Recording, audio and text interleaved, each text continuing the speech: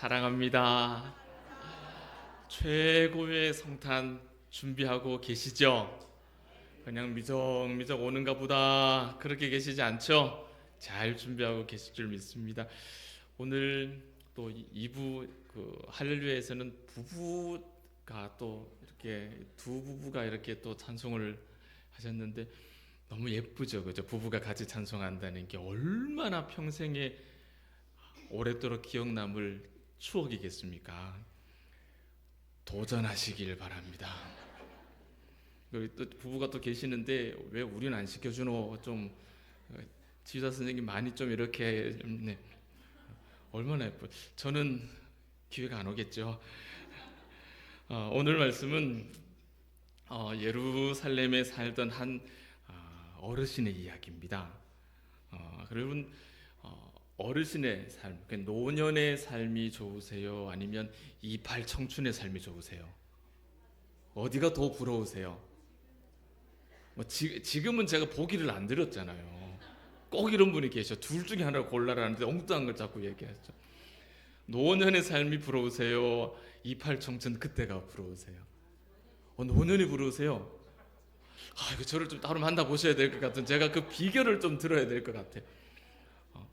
이팔 청춘 많이 택하실 것 같은 마음은 있는데 말은 또 그럴 수도 있을 것 같아요. 그런데 오늘 이 누가복음에서 만나는 이 할아버지 한 분 이야기를 제가 이렇게 말씀을 준비하면서 노년의 삶이 이와 같다면 세상에 더 부러울 게 없어요. 얼마나 부러운 노년의 삶인지 몰라요. 이팔 청춘 하나도 안 부럽습니다. 정말 부러웠어요. 왜냐? 최소한 세 가지 부러운 이유가 있는데, 첫 번째는 이 노인의 인생이 어떻게 요약되는지를 보면은 부럽습니다. 이 인생을 한 평생을 살았어요. 그리고 그 살아온 인생을 요약을 하는데 어떻게 되느냐? 그 인생이 의로웠다. 부럽지 않습니까, 여러분? 나이 한 80 이렇게 이제 연로하셔가지고 그 인생을 누군가가 평가를 하는데 이분의 삶은 정말 의로웠다.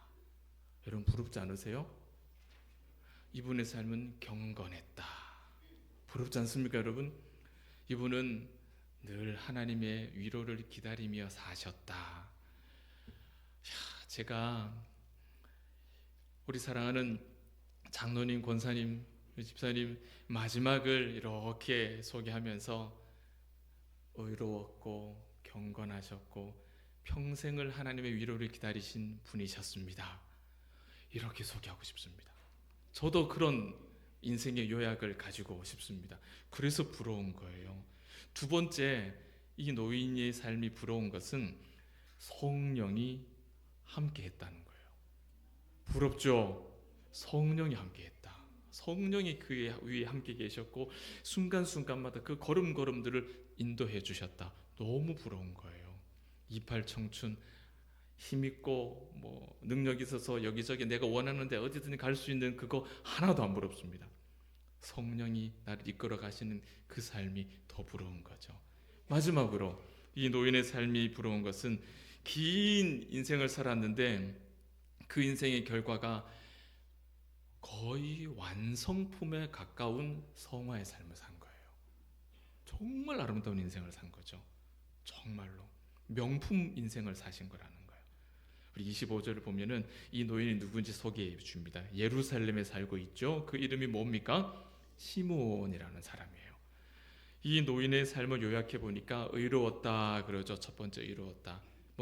그러니까 하나님의 기준에 합당한 삶을 살았다 그런 뜻이 됩니다. 그냥 잘 살았다가 아니라 하나님이 보시기에 합당한 인생을 살았다. 여러분 모든 인생이 무언가 기준을 정해놓고 무언가를 쫓아 따라서 살지 않습니까? 그렇죠. 어떤 사람은 돈을 쫓아 삽니다. 어떤 사람은 건강을 따라 살고요. 어떤 사람은 명예를 따라 살고요. 어떤 사람은 물질, 법, 뭐든지 사람마다 기준이 있어요. 내가 붙잡고 따라가는 기준이 있고 길이 있습니다. 그래서 우리 흔히 말하기를 이 사람은 그 사람은 이런 사람이야. 그 사람의 색깔을 우리가 표현해 버리는 거죠. 이런 사람이야. 그렇게 표현하죠. 그런데 이 시몬은 뭘 따라 살았느냐? 하나님을 따라서 산 사람이에요. 의로웠다. 그렇게 표현한단 말이죠. 여러분, 의로웠다라는 이 인생의 마지막 평가가 뭐 시므온이 뭐 한두 번 마음에 작정하고 그렇게 잘 살아서 이런 평가가 내려질까요? 아니죠. 그렇지 않을 거예요. 수없이 많은 긴 세월을 하나님의 말씀에 따라서 자신의 생각과 행동을 그 말씀 앞에 복종시키는 그런 삶을 살았기 때문에, 그 긴 세월의 열매이기 때문에 이것이 부러운 겁니다. 한 번, 두 번은 그럴 수 있어요. 수련회 약발 있잖아요. 수련회 갔다 한 3일 정도 괜찮은 거.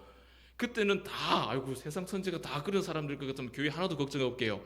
근데 그게 안 그렇잖아요. 근데 이 시므온은 평생을 그렇게 산 거예요. 그래서 부러운 겁니다. 그래서 또 시므온은 경건하게 살았다 그러죠. 여러분, 경건하다라는 말은 우리 신앙을 표현하는 여러 가지 말 가운데 굉장히 좀 포괄적이죠. 아주 큰 덩어리를 이제 경건하다라고 표현을 하는데, 경건하면은 중요한 몇 가지 요소가 있습니다. 그게 뭐냐면은요, 열심이 있어야 돼요. 열심. 그냥 뭐 미지근해가지고는 안 됩니다. 열심이 있어야 되고, 근데 그냥 열심은 안 되고요. 그 독특한 열심이죠. 그리고 헌신이 있어야 되죠. 하나님께 헌신된 열심이 있을 때 경건하다 그러는 거죠. 그리고 초심, 초점이 항상 맞춰져 있어야 돼요. 흐리멍텅하면 안 되는 거죠. 그리고 집중력이 있어야 됩니다. 신앙에 있어서 이런 요소들이 이렇게 어우러질 때 그 사람의 신앙을 경건하다라고 그렇게 표현을 합니다. 경건하다. 여러분, 이상한 나라의 앨리스라고 하는 동화 들어보셨습니까? 아마 보신 분도 계시고, 아마 너무 바쁜 세월을 사시면서 우리 아이들은 봤지만 나는 못 보신 분도 계시는데 뭐 모르셔도 됩니다. 이상한 나라의 앨리스 이야기를, 동화를 딱 펼치면은요, 영화도 있어요. 펼치면 토끼 한 마리가 등장합니다. 그러니까 거기는 모든 짐승들이 사람처럼 말도 하고 뛰어다니고 밥도 먹고 해요. 토끼가 너무 분주하게 뛰어다니고 살아요. 바쁘다 그러면서 사방팔방을 그렇게 분주하게 다닙니다. 정신머리가 없어요. 그런데 이 주인공이 그 토끼를 딱 잡아가지고, 토끼야 또 왜 그렇게 바쁘게 다니니? 너 뭐가 그렇게 바쁘니? 물었는데, 글쎄 토끼가 바쁜 이유를 뭐라고 설명하는지 아십니까 여러분? 그 이유가 나도 몰라 이렇게 대답해요. 싱겁죠? 이게 완전히 뭐 그냥 사방을 그냥 천방지축처럼 바쁘다 쫓아다니는데, 그렇게 바쁜 애를 잡고 너 왜 그렇게 바쁘니 물었더니 돌아오는 대답이 나 몰라, 바쁜 이유를 모르겠어, 이렇게 대답한다는 거예요. 그런데 그게요, 우리가 살아가는 많은 경우가 그래요. 많은 경우가 그래요. 바쁜 줄도 모르고 바쁘게 살아요. 왜 바쁜 줄도 모르고 바쁘게 사는 거죠. 여러분, 이렇게 바쁘게만 하면 이게 열심히 있다라고 말할 수 있을까요? 아니에요. 그건 아니라, 경건은 바쁘기만 한 것은 경건이 아니에요. 하나님에게 헌신된 열심, 그래서 바쁠 때 경건하다라고 말하는 겁니다. 시므온은 오랜 시간 동안 이런 경건한 열심을 가지고 살았던 사람이에요. 그래서 이 시므온이라고 하는 사람이, 그 노년이 저는 굉장히 부러운 겁니다. 나는 늙어서 저렇게 살 수 있을까? 저런 평가를 얻을 수 있을까? 그리고 시므온은 기다릴 줄 아는 사람이었다 그랬죠. 이것은 성화를 보여줍니다. 성화는 기다리는 건데, 탕자의 비유를 보면은 아버지가 집 나간 그 아들을 기다리지 않습니까? 언제쯤 올까, 오늘 올까, 내일 올까, 하루도 거르지 않고 동네 어귀까지 가서 기다립니다. 오매불만 기다립니다. 쉬운 일 아니죠. 세상에서 제일 어려운 것이 기다리는 거죠. 기다리는 거예요. 그런데 힘들고 고통스럽지만 하나님이 기뻐하시는 자리에 머물러서 기다리는 것이 성화예요. 그냥 무작정 기다리는 게 성화가 아니고요. 하나님이 기뻐하시는 자리. 근데 그 자리가 어려운 자리예요. 그 자리가 가시밭 같은 자리라, 가시방석 같은 자리예요. 그런데 그 자리에서 버티고 기다리는 거예요. 왜? 하나님이 기뻐하시니까. 그 기다림이 우리에게 성화로 돌아오는 겁니다. 시므온이 보여준 기다림은 이 성화였어요. 무엇을 기다렸습니까?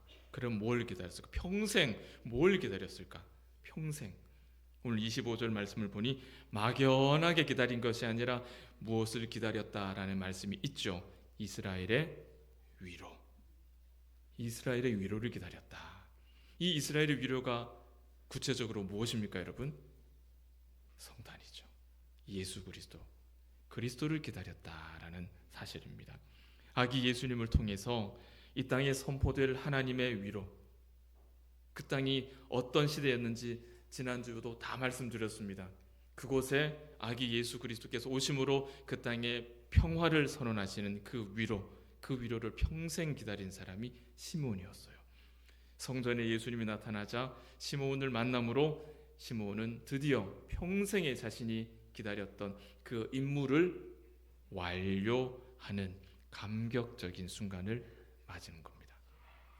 우리는 대강절을 통해서 하나님의 위로를 기다리고 있습니다. 하나님의 위로, 예수 그리스도를 기다리고 있습니다. 그리고 내일이 성탄절입니다.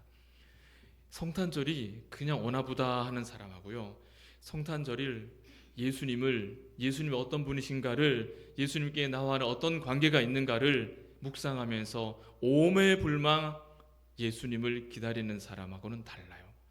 우리 어떤 기다림이 우리 안에 있느냐에 따라서 우리의 신앙의 진위가 달라지는 겁니다.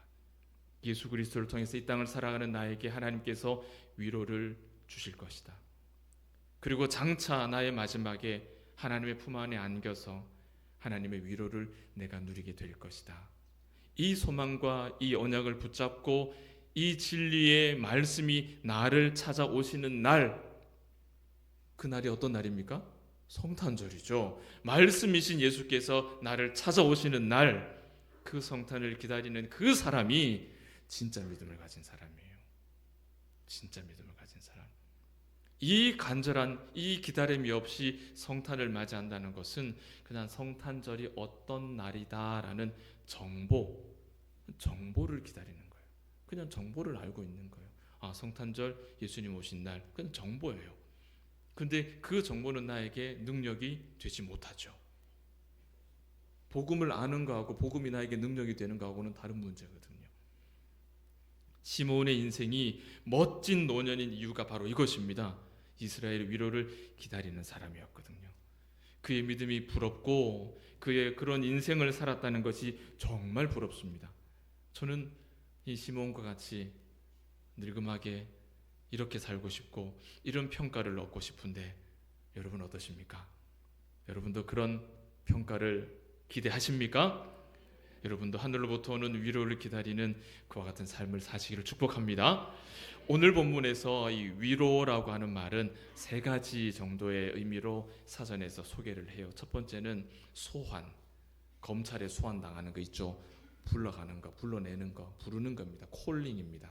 부르는 게 첫 번째 의미고, 두 번째는 훈계하는 거, 가르치는 거, 권면한다는 뜻이 이 위로라는 뜻이고, 세 번째는 우리가 알고 있는 그냥 위로예요. 어르고 달래는 위로예요. 각각이 다 다른 말뜻 같은데요. 근데 이 말뜻이 다 같은 뜻이에요. 실제로는 다 똑같은 뜻이에요. 여러분, 위로가 뭐겠습니까? 여러분 위로 많이 받고 또 위로를 이렇게 베풀면서 사실 텐데, 저도 그게 언제냐면 2008년이었으니까요. 한참 됐죠. 엄청 큰 위로를 받은 적이 있습니다. 그때 제가 처음 목사 안수를 받고 이제 수요일날 저녁 예배에 설교를 했어요. 정확하게 날짜는 기억이 안 나는데 아픈 기억이기 때문에 설교를 하고 딱 내려왔는데요. 담임 목사님께서 우리 교인들이 이렇게 본당으로 이렇게 빠져나가시는 그 와중에 저희 중앙 로비에서 이렇게 인사하고 있는데 갑자기 담임 목사님이 저를 오더니 오늘 최 목사 설교는 빵점이다 그러면서 우리 교인들이 막 나가시는데 거기서 막 그렇게 과음을 지르시는 거예요. 제가 얼마나 무안하겠습니까? 제가 설교 못하는 거 알긴 알지만은 처음부터 잘하는 사람은 아닌데 너무 무안해가지고 얼굴이 빨겠어요. 너무 부끄러웠어요. 그래서 설교 원고 다 복사해 오라 그래가지고 다 가고 난데 교역자들 다 불러 모아가지고 다 나눠주고 난도질을 당했습니다. 여기가 이렇게 이래서 안 되고 이렇게 빨간 펜 선생님, 완전 빨간 펜 선생님. 얼마나 제가 마음에 의기소침했겠습니까? 그래서 이제 집으로 돌아가는데, 운전해서 집으로 가고 있는데 눈물만 안 났지 내가 이렇게 목회할 수 있겠나 이런 생각이 막 들었어요. 가는 길에 전화가 한 통 딱 와요. 담임 목사님이에요. 이거 받아야 될까 말아야 될까, 이 마음속으로는 받고 싶지 않은데 안 받으면 또 일이 더 커질 것 같아서 받았습니다. 차를 딱 파킹하고 딱 받았어요. 그랬더니 하시는 말씀이, 최 목사야 너무 속상해하지 마라. 그리고 하는 말씀이, 정 목사는 네보다 더 시게 야단 맞았다. 여러분 무슨 뜻인지 이해되십니까 여러분? 그분은 저를 위로하시는 방법이 뭐냐 하면은, 너도 욕을 먹었는데 너보다 이만큼 더 욕먹은 사람이 존재하니까 그걸로 위로받아라, 이런 말이에요. 너보다 더 욕먹은 애가 있으니까 그걸로 위로를 받아라, 이 얘기거든요. 위로가 되긴 됩니다. 그게 내가 꼴찌가 아니구나 싶은 생각이 위로가 되긴 되는데, 사실 이런 위로는요 굉장히 수준 낮은 위로죠. 그렇지 않습니까 여러분? 내가 어려운데 나보다 더 어려운 사람이 있다는 걸 내가 위로받으면, 여러분 그건 좀 그렇잖아요. 우리 애가 시험을 봤는데 점수가 좀 그래요. 몸져 누웠어요. 식음을 전폐하고 있어요. 그런데 옆집의 친구 아는 점수가 더 낮대요. 그 소리 듣자마자 갑자기 완전 기운이 막 솟아요. 여러분 이렇게 위로받는 건 좀 수준이 좀 그렇잖아요. 그죠?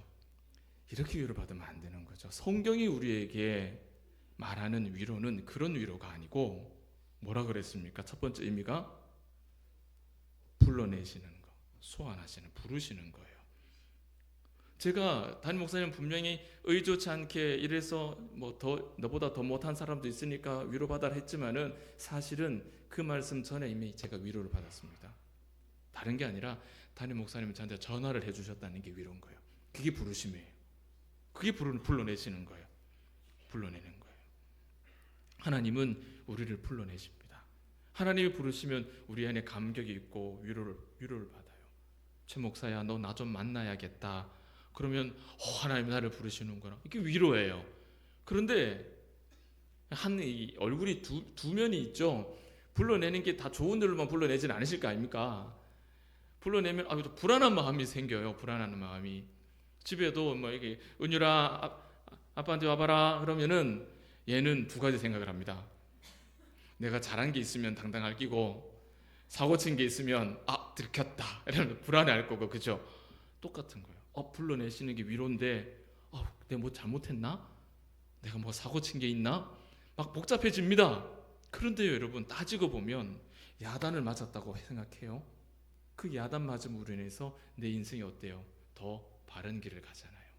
그래서 하나님께는 야단 맞는 것도, 훈계를 받는 것도, 권면을 받는 것도 궁극적으로는 우리에게 위로라는 겁니다. 부르심도 위로고, 불러내셔서 이놈 하시는 것도 위로인 거예요. 그러니까 이 위로가 가지고 있는 세 가지, 소환, 훈계, 위로, 이 세 가지는 결국에는 같은 뜻인 거죠. 같은 뜻이에요. 이게 수준 높은 위로인 겁니다. 사랑하는 여러분, 수준 낮은 위로 말고 이렇게 수준 높은 하나님의 위로가 여러분의 삶 가운데 항상 풍성하기를 주의 이름으로 축복합니다. 크게 시몬의 두 번째 부러운 이유는 성령이 그와 함께 하신다 그랬잖아요. 성령이 25절에서 27절을 읽으면 성령이 3번 언급이 됩니다. 성령이 그의 위에 있었고 계셨고, 그와 함께 계시던 성령이 그에게 특별한 지시를 내린다. 그리고 그를 이끌어서 성전 안으로 데려가시는데, 그 순간에 누구를 만납니까?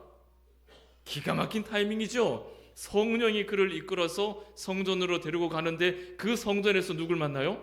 오매불망 평생을 기다렸던 하늘의 위로, 이스라엘의 위로, 예수 그리스도를 거기서 만나게 되는 거예요. 이게 성령의 인도를 받는 거예요.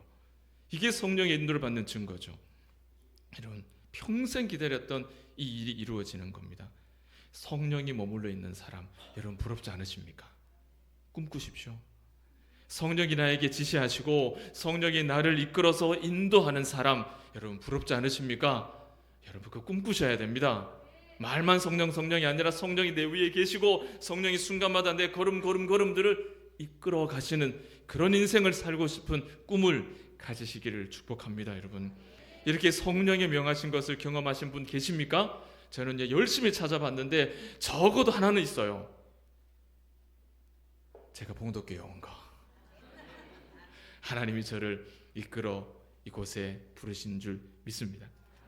저와 여러분의 인생이 이런 성령의 명령하시는 구체적인 역사가 풍성하기를 주의 이름으로 축원합니다.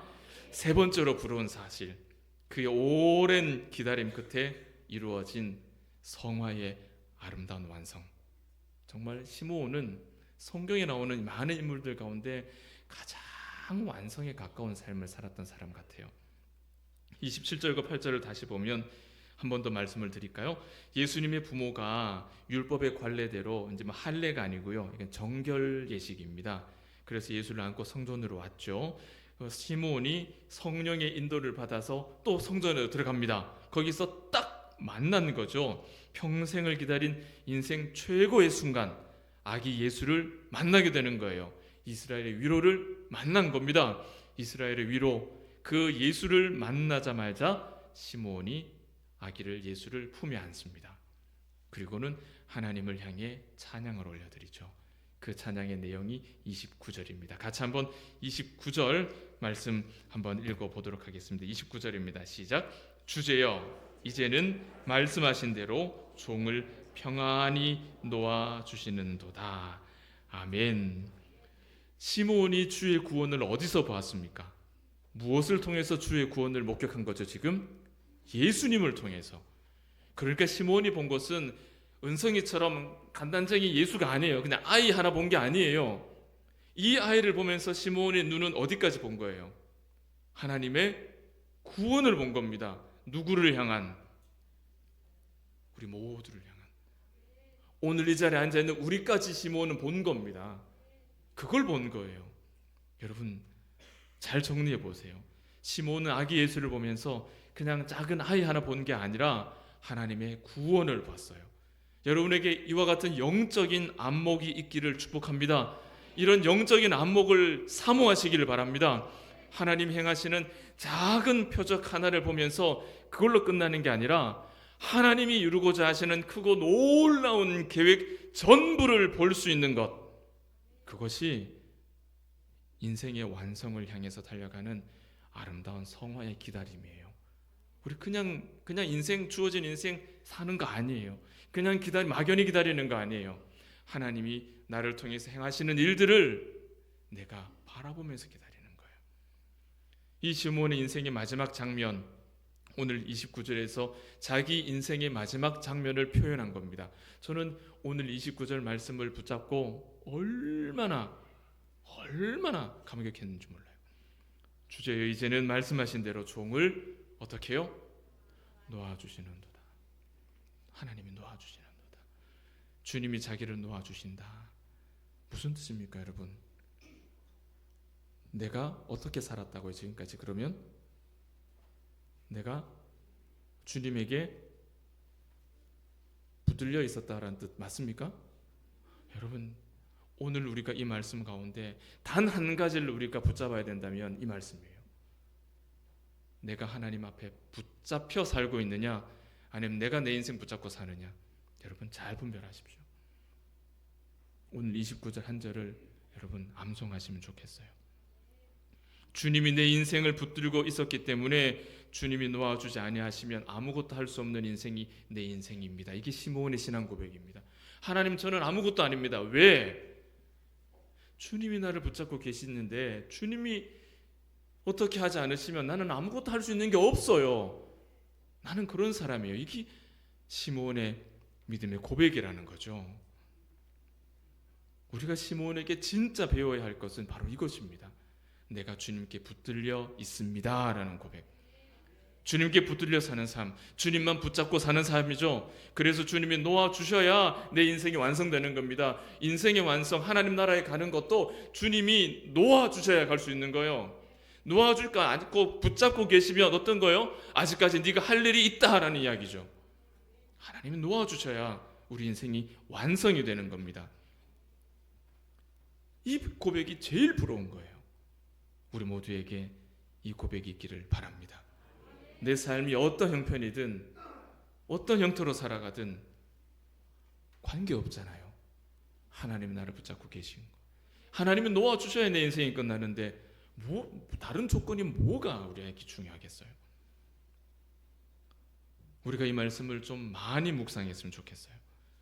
우리는 내가 나를 붙들고 사는 경우가 많죠. 주님에게 붙들려 있질 않습니다. 그렇게 붙들려 살아가는 걸 별로 원하지도 않아요. 그런데 정작 내가 나를 붙들고 살아가기 때문에 안 되는 일이 많은 겁니다. 그래서 인생이 꼬이는 거예요. 야곱이 그랬죠. 자기 인생 자기가 붙들고 살았죠. 경쟁하며 뺏고 늘 이겼습니다. 백전백승입니다. 다 갖추었어요. 그런데 그가 복된 인생이라고 할 수 있습니까? 아니죠. 그가 언제 진짜 복을 얻습니까? 내가 나를 붙들고 살아가던 인생 내려놓고 이스라엘이라고 하는 이름을 얻고 난 다음에 하나님과 씨름하여 이기는 사람이 진짜 복을 받는다. 하나님께 붙들린 인생이 진짜 복된 인생이다. 그거 깨닫고 난 다음에 그렇게 살 수 있는 거예요. 그래서 야곱의 인생이 그전까지는 꼬이다가 이후로는 형통한 거죠. 나이가 들수록 더 멋있게 늙어가는 그런 인생을 꿈꾸고 계시지 않습니까? 저는 그래요. 제 아내도 저희 두 사람은 나이가 들수록 점점점 멋있게 늙었으면 좋겠다라는 그런 기도를 합니다. 멋있는 노년. 우리 봉덕교회의 표현으로는 어떻게 하면 좋을까요? 경건한 어른. 경건한 어른을 그렇게 늙어가고 싶어요. 이 꿈을 위해서 꼭 필요한 것이 뭐냐? 욕심을 버리는 겁니다. 여러분, 어린아이들이 욕심이 많을 줄 알았는데요. 아닌 것 같아요. 아닌 것 같아요. 나이가 들면 들수록 욕심은 더 많아지는 것 같아요. 내 생각은 더 단단해지는 것 같아요. 그래서 경건한 어른 되기 위해서 정말 부단히 애쓰지 않으면 그렇게 살 수 없다는 걸 깨닫습니다. 여러분, 내가 나를 붙들고 사는 것이 욕심이에요. 이 욕심 때문에 자기를 붙들고 사는 겁니다. 하나님이 붙들어주는 삶을 살아야 되는데 내가 나를 붙잡고 살아가니까 자꾸 욕심이 생겨요. 왜? 이거 없으면 불안하거든. 이거 없으면 불안하거든요. 그래서 그거 자꾸 잡으려고 또 욕심 부리고 또 욕심 부려요. 내 마음대로 안 되면 그냥 싫은 겁니다. 이유 없어요. 내 마음대로 안 되니까 싫은 거예요. 옳고 그름도 중요하지 않습니다. 내 마음대로 안 되는 것이 중요한 거예요. 신앙도 관계없어요. 내 마음대로 안 되는 것이 중요한 거예요. 무조건 내 마음대로 돼야 그것이 옳은 것이고 그것이 선한 것이죠. 여러분, 이 정도 되면 그 인생은 시므온과 같은 평가를 받기는 힘든 인생이 되는 것이죠. 어떻게 뭘 봐서 의롭다, 경건하다 하겠습니까? 어릴 때는 혈기가 안정되어 있지 않으니까 여색을 조심하고, 장년이 되면은 혈기가 왕성하니까 싸움을 조심하고, 노년에는 혈기는 쇠하나 탐욕이 많으니 욕심을 조심하라. 이 어른들의 말씀이 틀리지 않은 것 같아요. 시므온이 주는 메시지가 우리에게 너무 중요한 이유가 뭐냐 하면, 그가 한 번, 두 번 이렇게 살아서 주는 메시지가 아니라 그의 평생이 이와 같은 삶으로 열매 맺어 있기 때문에 우리는 그의 말을 신뢰할 만하다는 겁니다. 점점점 주님 앞에 가까워질수록, 인생의 완성을 향해 갈수록 어때요? 내가 붙드는 인생이 아니라 하나님이 붙잡고 계시는 그런 인생으로 변해가야 돼요. 그걸 어떻게 우리가 표현하느냐? 오늘 시므온은 뭐라고 했습니까? 우리의 인생의 마지막 모습이, 내 인생의 그 끝 마지막 장면이 어때야 됩니까? 하나님이 놓아주시는 모양이라 해야 되는 거예요. 하나님이 놓아주시는 모양. 내가 붙들고 내가 놓고 싶지 않은 것, 그거 안 놓치려고 끝까지 부둥켜 안고 있는데 하나님께서 얘야 이제 그만하면 됐다, 이제 놔라 이제 그만 놔라 이렇게 놓는 게 아니라 이미 내가 잡고 있는 게 없는 거죠. 하나님 앞에 잘 붙들려 있으니까 그 인생을 하나님께서 이렇게 놓아주시는 것, 그렇게 내 인생이 마침이 되는 것, 그것이 가장 아름다운 노년의 모습입니다. 정말 우리 인생이 그렇게 마감된다면 그것보다 더 복된 모습은 없겠죠. 오늘 말씀의 제목은 백조의 노래입니다. 사실은 시므온의 노래인데 스펄전 목사님이 이 본문 가지고 설교를 하실 때 백조의 노래라는 제목을 사용을 하셨어요. 왜 백조냐? 백조는 정말 아름다운 새잖아요. 그리고 백조의 울음소리는 정말 예쁜데, 평소에도 예쁜데 백조가 가장 아름다울 때가 언제인지 아십니까? 죽을 때 내는 소리가 제일 아름다워요. 이 백조는 두 가지 어울리지 않는 사실이 함께 몰려있죠. 아름다운데 죽을 때 더 아름다운 거예요. 시므온의 노래가 그런 노래인 겁니다. 시므온의 평생이 하나님 앞에 의롭고 경건하고 아름다웠어요. 그러나 그보다 더 아름다운 건 뭡니까? 주께서 나를 이제 놓아주시는도다. 그의 마지막이 비교할 수 없을 만큼 더 아름답다는 겁니다. 이 노래를 부르기까지 평생을 예수를 기다리는 일에 자신을 헌신했던 그의 인생을 우리가 묵상하면서 우리의 마지막 인생도 하나님께 드리는 헌신으로 가득하고, 그 헌신의 끝에 마지막 시간에 아둥바둥 살아가는 것들을 어떻게든 더 끌어안으려고 하는 것이 아니라 하나님 앞에 붙들려 있는 인생 살다가 이제 하나님께서 허락하신 사명 다 마치고 이제 주께서 편안히 놓아서 이제 그렇게 그의 품 안에 이렇게 안기는 그런 아름다운 인생, 그런 인생 살아가는 우리 봉덕의 모든 가족들 되시기를 축복합니다. 오늘 우리가 시므온의 인생을 한번 부러워하는 그런 우리 봉덕의 가족들 되면 좋겠습니다. 내 인생에 살아온 인생이 경건함과 의로움과 기다림, 하나님을 위해 하나님의 위로를 기다리는 모습으로 요약이 되고, 내 삶의 마지막에 더 강력한 성령의 인도를 받아서 모든 사명 마치고 주께서 나를 평안히 풀어주시는 그 멋진 삶을 여러분 포기하지 마십시오. 지금 늦지 않았습니다. 포기하지 마세요. 하나님 나에게도 이와 같은 아름다운 마지막을 허락해 주옵소서. 그 자리까지 가기까지 그 시작이 뭡니까? 우리에게 주신 사명, 예수를 내 품에 안는 성탄을 향한 간절한 믿음 내게 더해달라라고 이 시간 기도하며 나아가면 좋겠습니다. 기도하겠습니다.